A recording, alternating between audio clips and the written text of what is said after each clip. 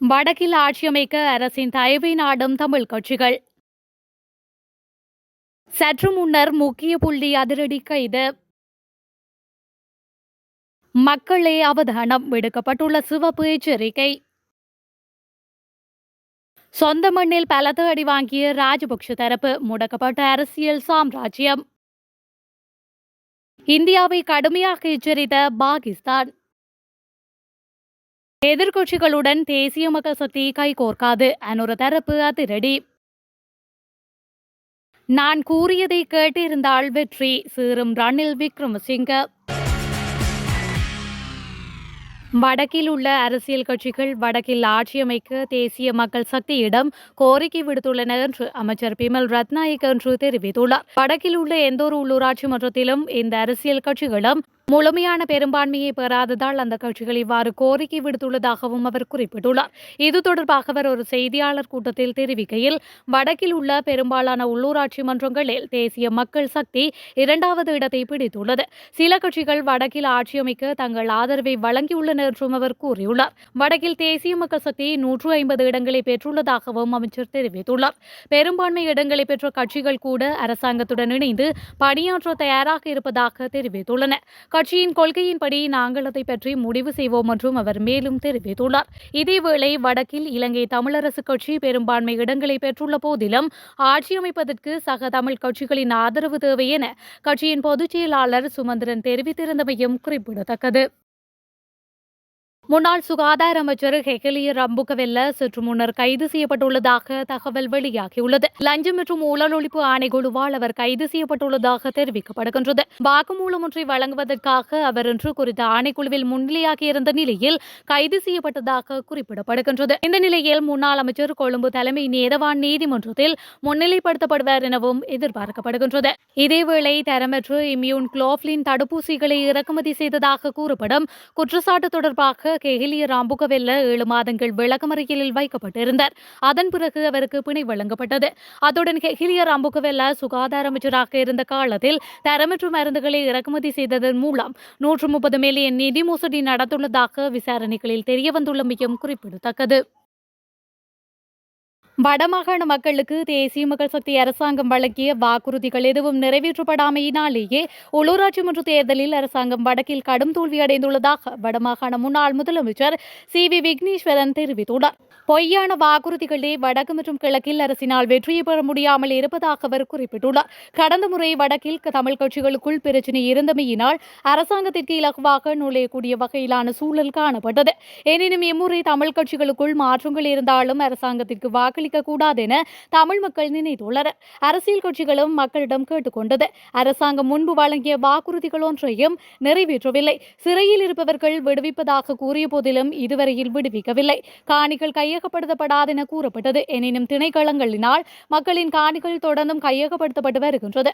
ராணுவம் குறைக்கப்படும் என கூறிவிட்டு அங்குமிங்கும் சிலரை மாத்திரம் குறைத்துவிட்டு அதிக அளவில் அழைத்து வரப்பட்டுள்ளனர் என்று அவர் மேலும் தெரிவித்துள்ளார்.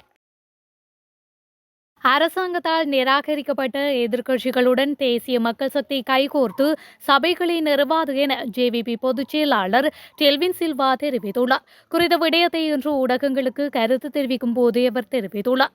இருப்பினும் தேசிய மக்கள் சக்தியுடன் இணைந்து பணியாற்ற விரும்பும் தனிநபர்களின் சுயாதீன குழுக்களை தேசிய மக்கள் சக்தி பரிசீலிக்கும் என அவர் குறிப்பிட்டுள்ளார். தேசிய மக்கள் சக்தி கட்சி பெரும்பான்மை உறுப்பினர்களை பெற்ற நிறுவனங்களில் தேசிய மக்கள் கட்சி சபைகளை நிறுவும் என அவர் குறிப்பிட்டுள்ளார். மக்களால் நிராகரிக்கப்பட்ட எதிர்க்கட்சிகள் சபைகளை அமைப்பது நெறிமுறைக்கு புறம்பானது எனவும் அவர் சுட்டிக்காட்டியுள்ளார். மேலும் பெரும்பான்மை உறுப்பினர்களை பெற்ற கட்சிகளே சபைகளை நிறுவ வேண்டும் எனவும் அவர் தெரிவித்துள்ளமை குறிப்பிடத்தக்கது. எதிர்க்கட்சிகள் ஒன்றிணைந்து சபைகளில் கூட்டணியாக போட்டியிட்டு இருந்தால் 50 முதல் 100 எண்ணிக்கையிலான இடங்களை வென்றிருக்க முடியும் என முன்னாள் ஜனாதிபதி ரணில் விக்ரமசிங்க தெரிவித்துள்ளார். உள்ளூராட்சி தேர்தல் முடிவுகள் குறித்து ஊடகங்களுக்கு பேட்டியளித்த போதே ரணில் விக்ரமசிங்கே இவ்வாறு குறிப்பிட்டுள்ளார். குறிப்பாக கொழும்புக்கு இதுபோன்ற ஒன்றை செய்திருக்க வேண்டும் என்று கூறிய ரணில் விக்ரமசிங்க தான் சொன்னது போல் எதிர்க்கட்சிகள் ஒன்றுபடாததால் மக்கள் பிளவுபட்டுள்ளனர் என சுட்டிக்காட்டியுள்ளார். 5 ஆண்டுகளுக்கு பிறகு நாங்கள் யானை சின்னத்தின் தலைமையின் கீழ் போட்டியிட்டோம். இதை ஒரு தொடக்கமாக கருதலாம். சில பகுதிகளில் முடிவுகள் நன்றாக உள்ளன. நாம் திருப்தியடையலாம். இப்போது ஐக்கிய தேசிய கட்சி வேலை செய்ய வேண்டும். இப்போது எதிர்க்கட்சிகள் ஒன்று கூடி மக்களுக்கு ஏதாவது ஒரு திட்டத்தை அறிமுகப்படுத்த வேண்டும். நான் தேர்தல் பிரசார பணிகளில் பங்கேற்கவில்லை. இது இளம் தலைவர்களிடம் ஒப்படைக்கப்பட்டது. இது ஒரு பரீட்சார்த்த நடவடிக்கை. இதில் நல்ல விஷயங்கள் உள்ளன என்று தோல்விகளும் உள்ளன என்று அவர் மேலும் தெரிவித்துள்ளார்.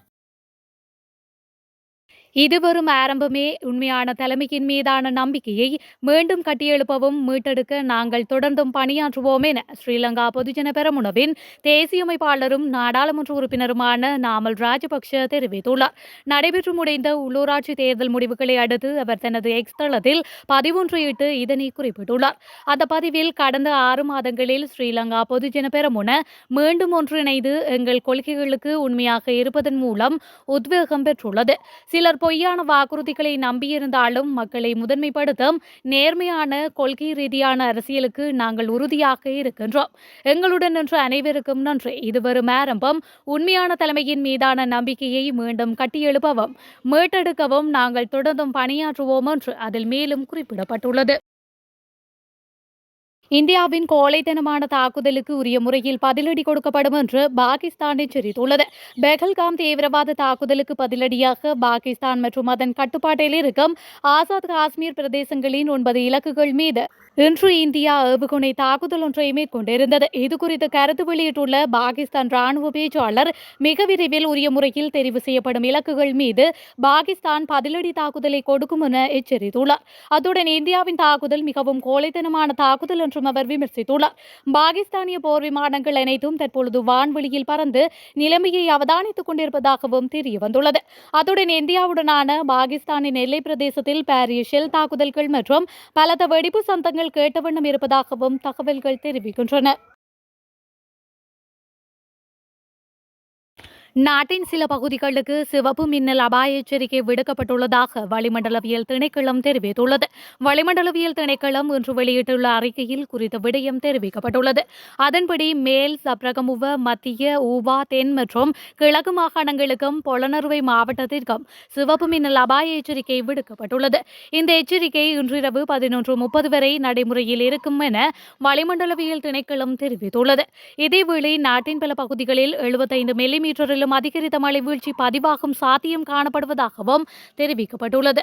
இடியுடன் கூடிய மழை, பலத்த காற்று மற்றும் மின்னல் தாக்கங்களினால் ஏற்படக்கூடிய ஆபத்துகள் தொடர்பில் பொதுமக்கள் அவதானத்துடன் செயற்படுமாறு கேட்டுக் கொள்ளப்படுகின்றனர். இந்தியாவும் பாகிஸ்தானும் கட்டுப்பாட்டை கடைபிடிக்க வேண்டும் என்று ஐநா பொதுச் செயலாளர் அன்டோனியோ குட்ரெரஸ் அழைப்பு விடுத்துள்ளார். இந்தியாவிற்கும் பாகிஸ்தானுக்கும் இடையிலான மோதலை உலகம் பொறுத்துக் கொள்ள முடியாது என்று பொதுச் செயலாளர் மேலும் கூறியுள்ளார்.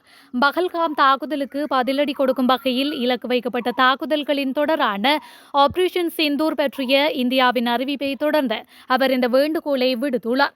ஏப்ரல் 22 காஷ்மீரில் நடந்த பயங்கரவாத தாக்குதலை கண்டிப்பதாக ஐக்கிய நாடுகள் பொதுச் செயலாளர் ஊடகங்களுக்கு அளித்த தனது கருத்துக்களில் கூறியுள்ளார். இதற்கு காரணமானவர்கள் நம்பகமான மற்றும் சட்டப்பூர்வமான வழிமுறைகள் மூலம் நீதியின் முன் நிறுத்தப்பட வேண்டும் என்றும் அவர் கூறியுள்ளமை குறிப்பிடத்தக்கது.